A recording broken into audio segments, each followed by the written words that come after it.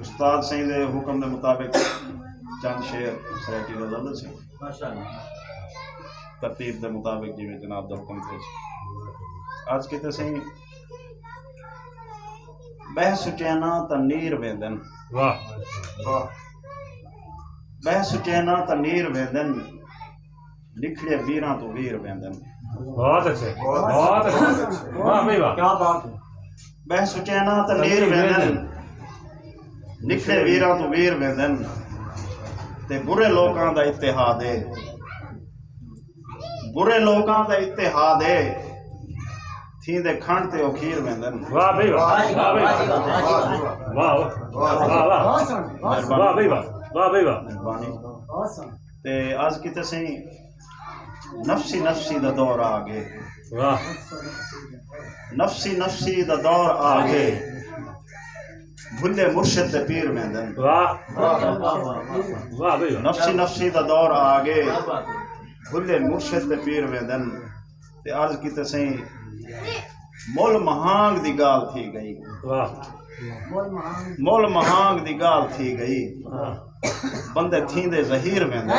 वाह भाई वाह मोल महांग दी गाल थी गई बंदे थींदे ज़हीर वेंदन ते निहायत काबिल गौर से हुब्बे मौला हुसैन वाले वाह भाई वाह हुब्बे मौला हुसैन वाले अलैहिस्सलातु वस्सलाम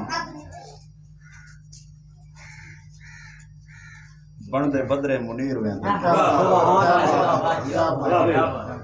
हुब्बे मौला हुसैन वाले बनदे बदरे मुनीर वेंदन ते अज किते सही हक परस्तां दा ही असूल है हक परस्तां दा ही असूल है खांदे सीने दे तीर वेंदन ते मेहरबानी माशाअल्लाह आज किते सही तेग तीरां दी करबला विच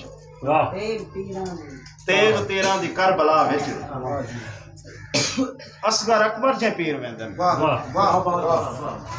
तेग तीरां दी करबला विच असगर अकबर जे पीर वेंदन अलैहिस्सलाम ते मक्तार जैसे इकबाली अदना गुलाम छे भी इकबाली अदना गुलाम छे भी बड़े पुण्य फकीर वेंदन।